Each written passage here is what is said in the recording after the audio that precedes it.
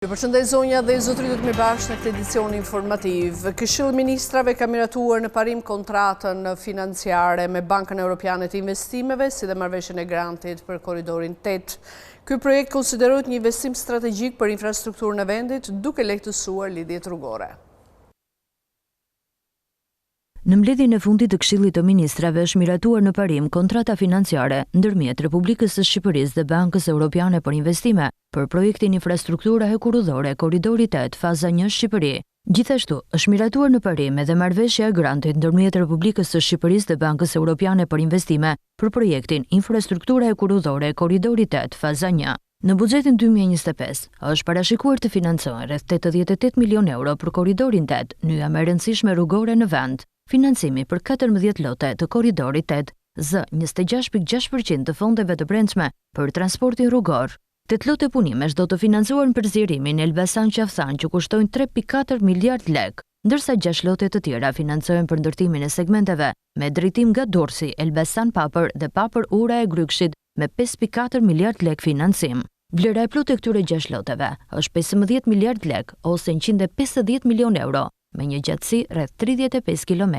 Aksi tjetër vijues i korridorit 8 është rruga Tiranë-Elbasan, që ka përfunduar tashmë, ndërkohë që kanë përfunduar ndërtimi i bypassit të Fierit dhe të Vlorës, që ndihmojnë qarkullimin lindje-perëndim. Në pjesën shqiptare, pikadalse në Maqedoni e korridorit 8 do të jetë ura e Bushtricës në Porrenjas për të shmangur lartësinë që krijon dalja në Qafsan. Pak ditë më parë, kryeministri Rama dhe zëvendës kryeministre Belinda Balluku inspektuan një nga kantierët më të rëndësishëm të korridorit 8, ku po ndërtohen 2 tunele me gjatësi totale prej 1.1 km. Këto tunele do të lidhin qytetin Elbasanit dhe Librazhdin, duke mundësuar përmirësimin e infrastrukturës dhe lidhje më të mirë midis këtyre dy zonave. Zëvendës kryeministre Balluku e cilësoi këtë projekt si një nga kantierët më të rëndësishëm të korridorit, duke theksuar rëndësinë e ndërtimit të këtyre tuneleve. Ky projekt konsiderohet një investim strategjik për infrastrukturën e vendit, duke lehtësuar kështu dhe lidhjet rrugore. Korridori 8 do të lidh portet e Italisë me portet e Varnës dhe Burgasit në Bullgari, duke kaluar përmes Shqipërisë, Maqedonisë së Veriut dhe Bullgarisë. Në territorin shqiptar, ai shtrihet në rreth 154 kilometër.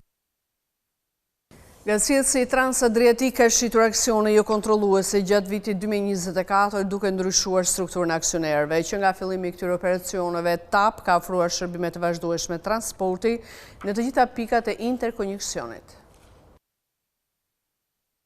Gazetësi Transadriatik ka shitur aksione jo kontrolluese gjatë vitit 2024 duke ndryshuar strukturën e aksionerëve. Sipas të dhënave nga enti regulatori i energjisë, tashmë pjesa e aksionerëve është Axpo e Zvicrës me 5% të totalit. Kompania zvicerane ka bler 4% të aksioneve nga spanjollja Enagaz, që zbret në 16%, dhe 1% nga Flaxis e Belgjikës, që tashmë zotëron 19% të aksioneve, ndërkohë që pjesa e aksioneve të kompanive sokar të Azerbajxhanit, British Petroleum e Anglisë dhe Snam e Italisë mbetet e pandryshuar me 20% për secilën. Që prej fillimit të operacioneve, TAP ka ofruar shërbime të vazhdueshme transporti në të gjitha pikat e interkoneksionit me sistemin kombëtar të transmetimit në Itali dhe Greqi, ndërkohë që nga data 1 tetor 2022 edhe për interkonektorin Greqi-Bullgari. Sipas dhënave nga ERE, deri në fund të vitit 2024, TAP ka transportuar gjithsej 40.47 miliard metër kub gaz nga kufiri greko-turp në Kipoj, ku 33.76 miliard metër kub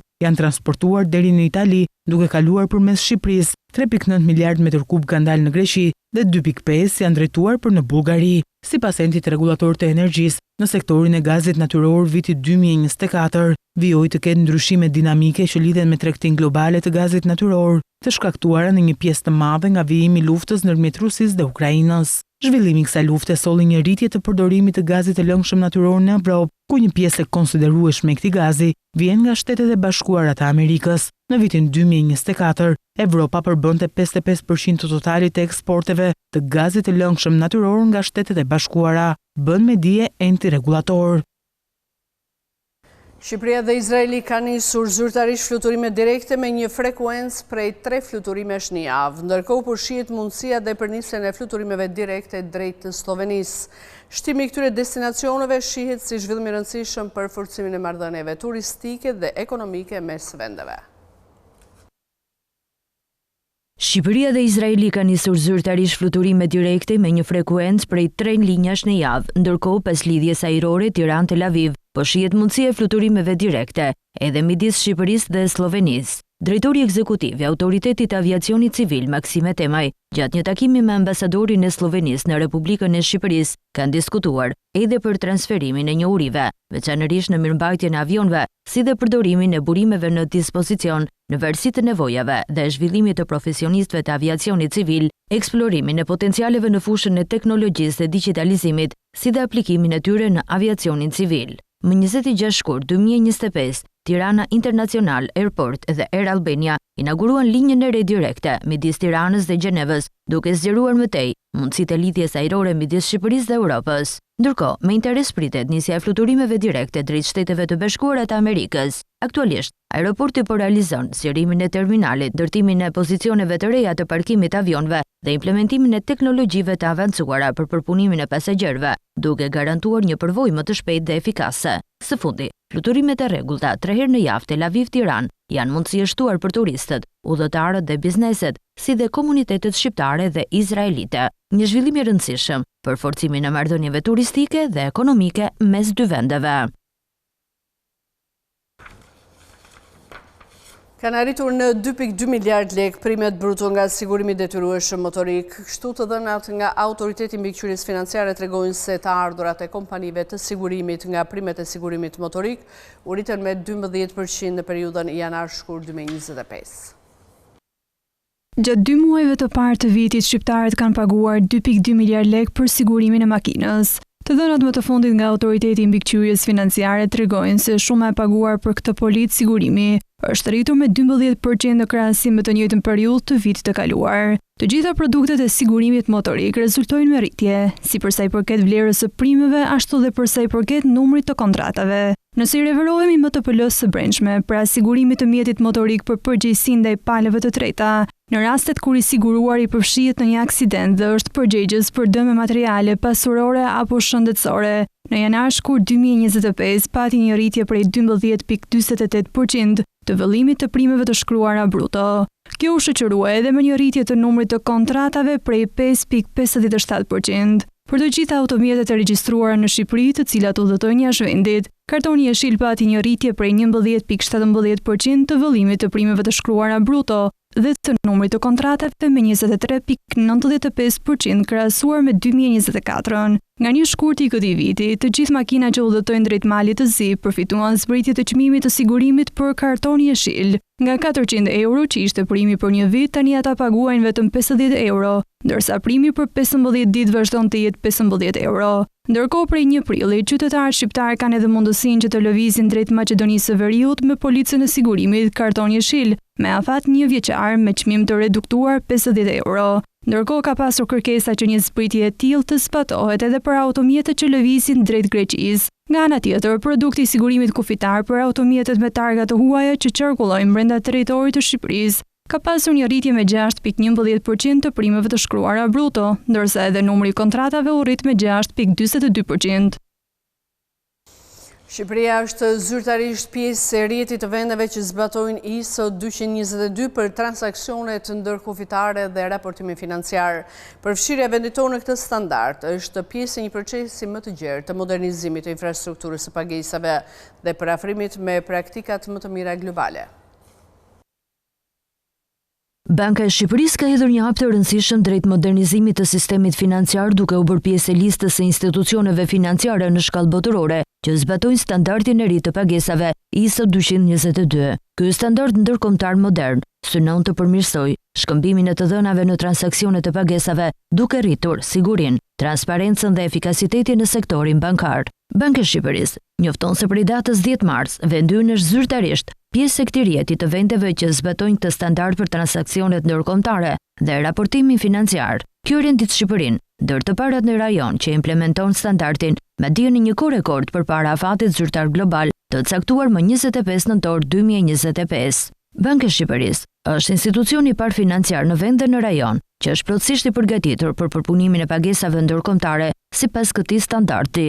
Ky fakt e vendos atë mes 33% të institucioneve financiare në botë që kanë adaptuar tashmë ISO 222 sipas të dhënave të publikuara. Përfshirja e Shqipërisë në këtë standard është pjesë e një procesi më të gjerë modernizimi të infrastrukturës së pagesave dhe parafrimi me praktikat më të mira globale në sektorin financiar. Ai ofron përmirësime të dukshme në cilësinë dhe përpunimin e të dhënave financiare, duke arritur efikasitetin dhe sigurinë e transaksioneve. Ky zhvillim konsiderohet si një hap i rëndësishëm për përfshirjen më të gjerë të Shqipërisë në tregjet ndërkombëtare financiare dhe për të forcuar besueshmërinë e institucioneve vendese në sistemin global të pagesave.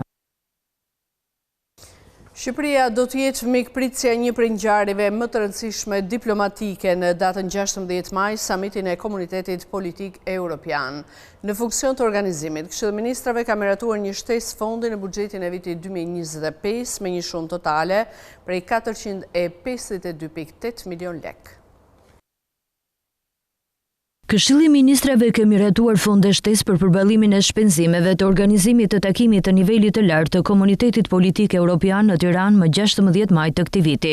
Ministrisë së Brendshme dhe Drejtorisë së Shërbimeve Qeveritare janë shtuar 92.8 milion lek në buxhetin e miratuar për vitin 2025. Fondi prej 92.8 është ndarë në dy zëra. Policia e Shtetit merr 44.1 milion lek dhe Garda e Republikës 48.6 milion lek, ndërsa Drejtorisë së Shërbimeve Qeveritare i shtohet fondi prej 360 milion lekësh. Ky vendim i qeverisë përcakton se efekti financiar prej 452.8 milion lekësh përballohet nga fondi rezervi i buxhetit të shtetit i miratuar për vitin 2025. Ministria e Financave, Ministria e Brendshme dhe Drejtoria e Shërbimeve Qeveritare janë ngarkuar për zbatimin e këtij vendimi, i cili hyn në fuqi menjëherë dhe botohet në fletoren zyrtare. Samiti i Komunitetit Politik Evropian është një forum i nivelit të lartë që pritet të mbledh liderët e vendeve europiane për të diskutuar mbi të ardhmen e kontinentit, sfidat e përbashkëta dhe perspektivën e integrimit të vendeve të Ballkanit Perëndimor në Bashkimin Evropian.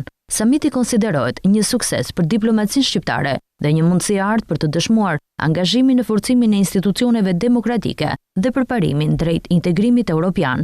Organizimi i këtij samiti në Tiranë jo vetëm që i jep Shqipërisë një rol qendror në agjendën evropiane, por edhe përforcon pozicionin e saj si një partner i besueshëm për stabilitetin në rajon.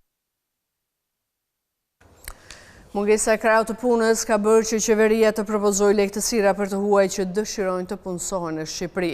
Dokumenti parashikon dhënien e kartës blu për profesionistët, por dhe lehtësira për çdo kategori përfshi këtu studentët. Qeveria ka propozuar lehtësira për të huajt që dëshirojnë të punësohen në Shqipëri. Dokumenti parashikon dhënien e kartës blu për profesionistët, por janë parashikuar përfitime për çdo kategori përfshirë edhe studentët. Punëtorët e huaj të kualifikuar që duan të punojnë në vendin tonë do të pajisin me leje unike, që quhet karta blu. Kjo parashikohet në draftin e depozituar në kuvend, që përcakton se për ta përfituar punonjësit duhet të kenë një kontratë pune që kërkon aftësi të larta. Projekt ligji parashikon lehtësira edhe për të huajt që nuk kanë një profesion të caktuar, por dëshirojnë të punësohen. Edhe për punonjësit sezonal dhe ata shtëpiak do të ketë leje unike. Aplikimi kërkohet të bëhet vetëm online nëpërmjet portalit e-Albania. Një tjetër ndryshim është edhe shtimi i periudhës së përjashtimit nga penalitetet për ata të cilët e i kalon afatin e qëndrimit dhe lehtësimin e procedurave për viza afat shkurtra dhe ato transit. Studentët dhe kërkuesit shkencor do të kenë mundësi më të thjeshtuara për të qëndruar në Shqipëri. Si argument për këtë nismë, është paraqitur përshtatja me legjislacionin evropian, por vjen edhe në një kohë kur ka rritje të kërkesës për krapune, sidomos në sektorin e turizmit dhe shërbimeve. Por ajo që ekspertët dhe bizneset kanë konstatuar në 2 vitet e fundit, është se në shumicën e rasteve, edhe ata të huaj që kanë zgjedhur Shqipërinë për të punuar, pas vetëm pak muajsh janë larguar në drejtim të vendeve të Europës. Shqipëria është përdorur si trampolin për të ikur drejt BE-s ose janë kthyer mbrapsht në vendin e origjinës. Të dhënat e Agjencisë Kombëtare të Punësimit tregojnë se në vendin tonë janë punësuar mbi 13.000 shtetas të huaj.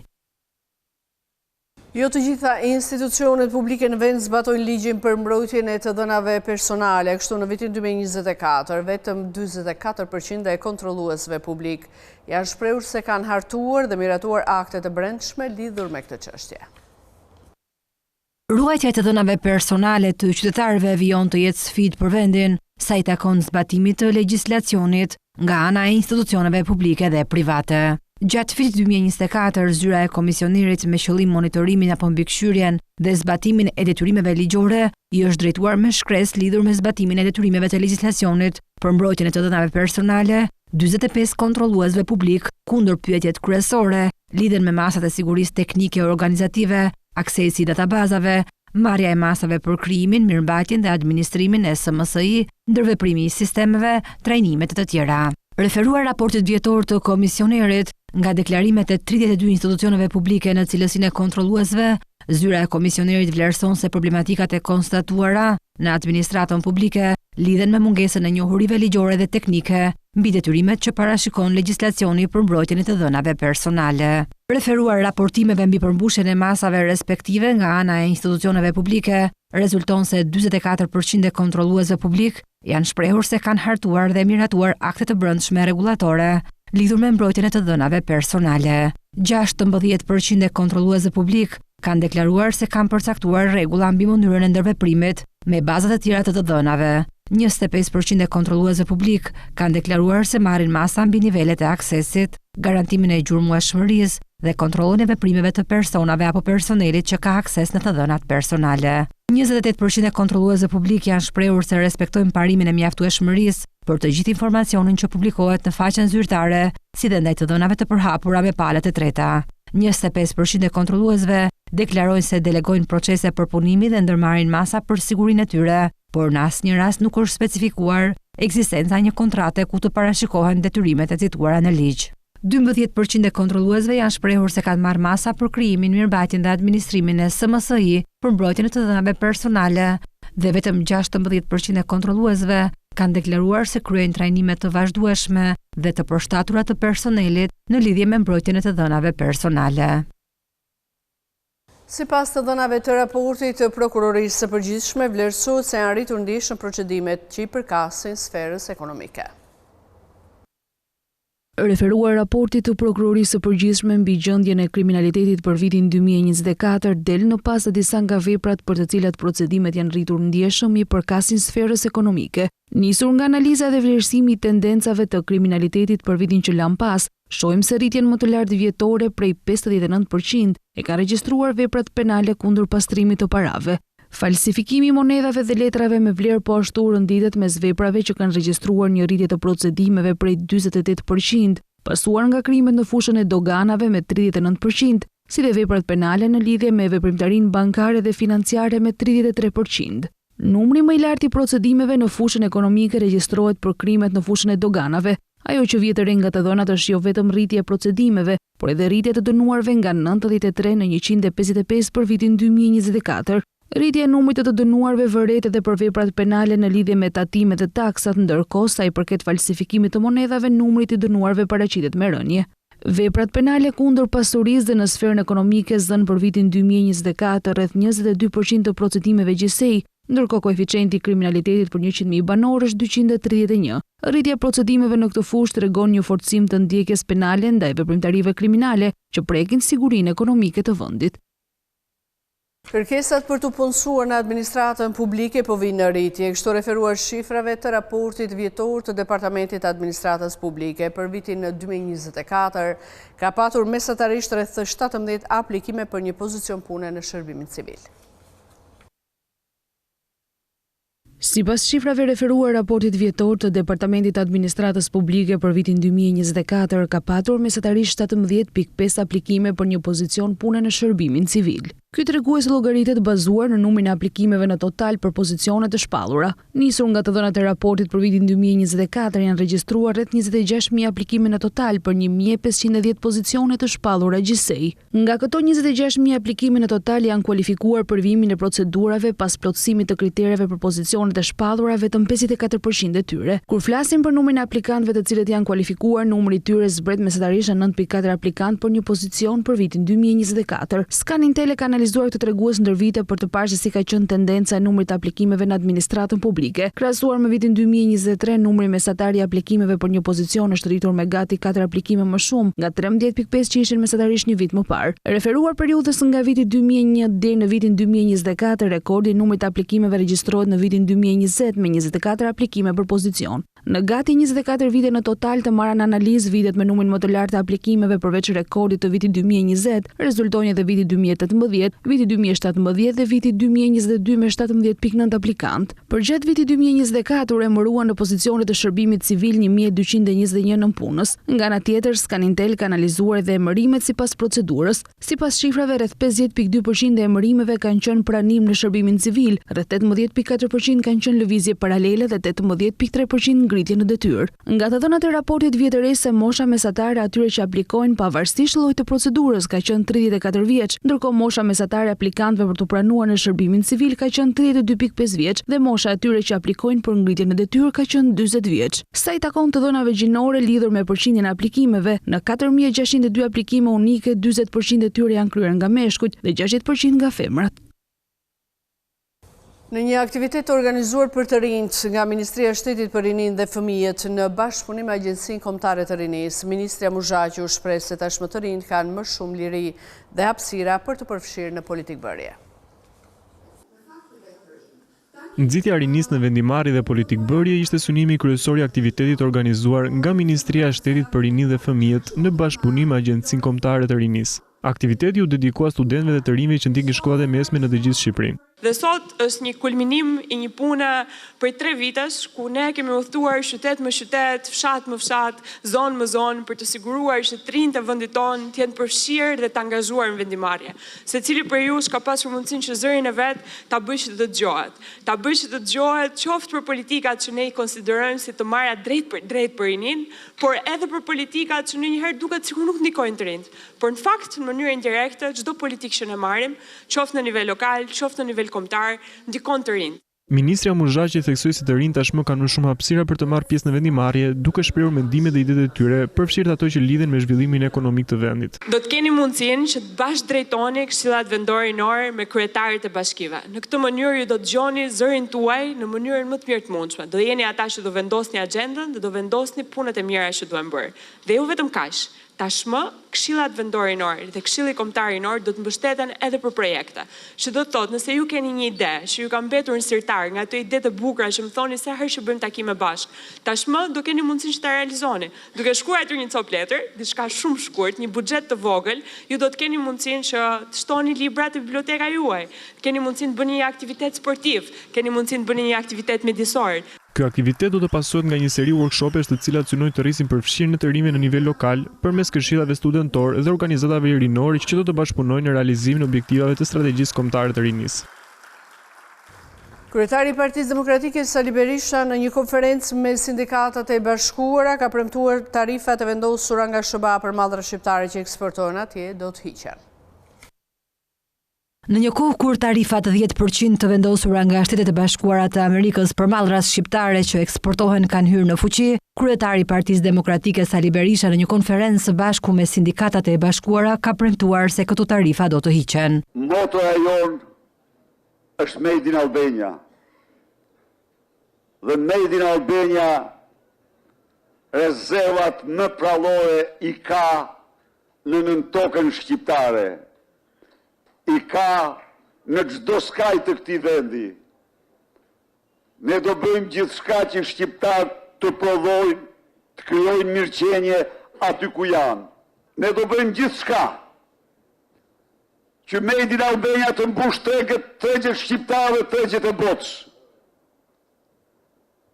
Shtetet e Bashkuara kanë vendosur një sistem tarifash sepse të gjithë kanë patur tarifa ndaj tyre. Kjo është e vërteta. Kjo është e vërteta. Ta ditë ta mësoni të vërtetën.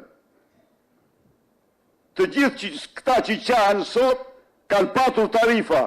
Shqipëria do ketë asnjë tarifë për mallat amerikane. Dhe jam i bindur që kjo gjë do të ndodhë edhe me qeverinë e Shteteve të Bashkuara pasi t'i heqim ne. Sa i përket pagave, Berisha theksoi se nuk do të ketë rrogë nën 500 euro, si do të vendoset pagë për orë pune, ndërsa premtoi uljen e taksave për bizneset në 10%.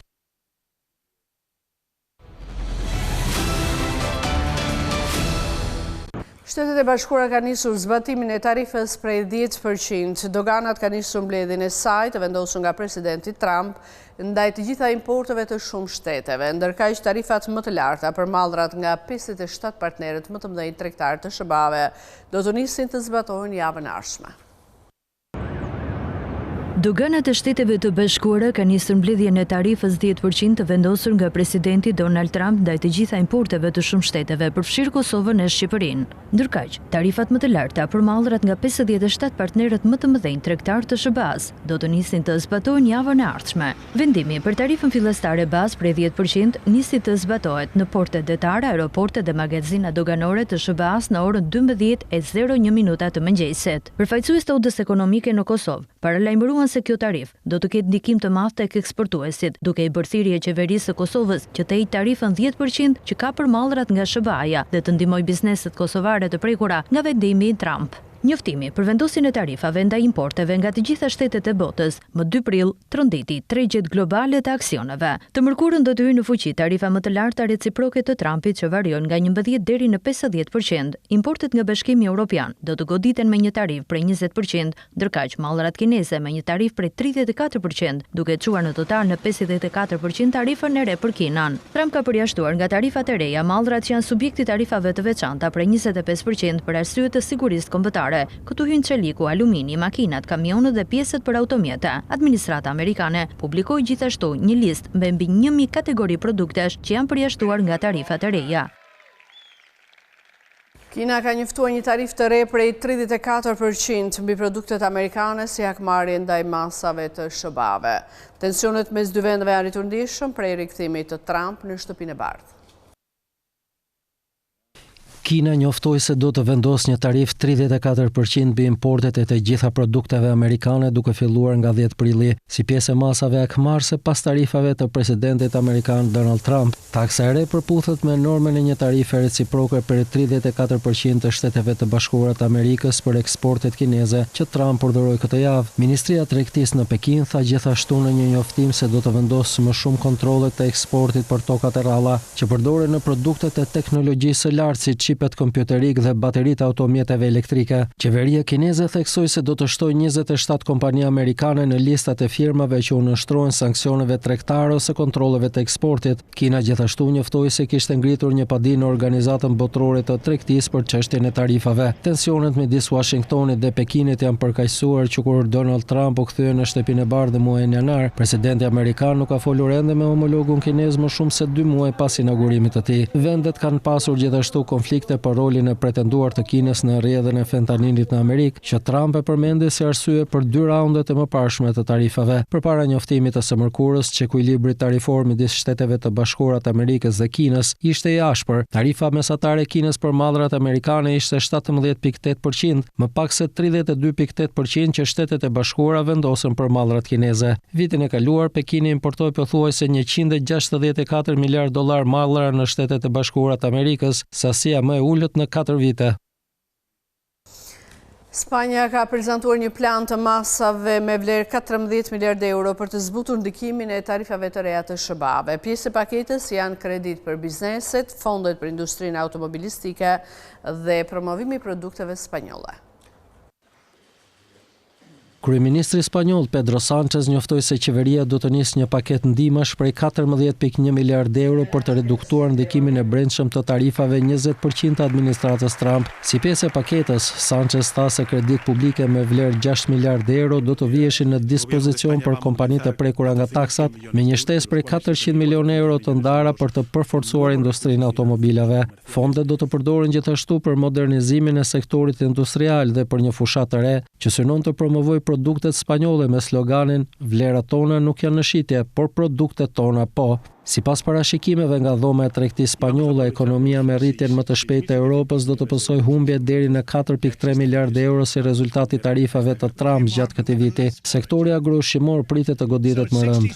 Eksportet e vajit vendas të ullirit, i cili aktualisht sjell rreth 1 miliard euro nga konsumatorët amerikan, mund të bjerë ndjeshëm. Gjithashtu sektori i verërave mund të shkatërrohet nëse Trump zbaton kërcënimin e tij për t'u përgjigjur tarifave hakmarrëse të Bashkimit Evropian me një taks 200% mbi pijet alkolike. Ndërsa sektori automobilave i Spanjës eksporton shumë pak makina në Shtetet e Bashkuara, por ai pritet të ndikohet në mënyrë indirekte nga tarifat 25% të shpallara nga Washingtoni javën e kaluar, sepse vendi mbetet një prodhues kryesor i komponentëve mekanik. Spanja eksportoi makineri dhe pajisje elektrike me vlerë më shumë se $4 miliard në Shtetet e Bashkuara gjatë vitit të kaluar. Sanchez hodhi poshtë pohimin e Trump se taksat janë reciproke, duke i përshkruar ato si një justifikim për të ndëshkuar vendet për të aplikuar proteksionizëm steril dhe për të zbutur një deficit të shkaktuar nga politika e dyshimit fiskale. Kemi ardhur kështu në fund, por unë kujtoj se për më tepër informacione ju mund të na gjeni dhe në adresën tonë në internet skan.tv.al, ku mund të gjeni gjithë shkambi ekonominë, bankat, sigurimet, tregjet financiare të tjerë. Gjithashtu mund të na ndiqni edhe në rrjetet sociale si Facebook, Instagram, YouTube dhe LinkedIn. Unë ju falenderoj që na keni ndjekur, bashkë, mirupafshim.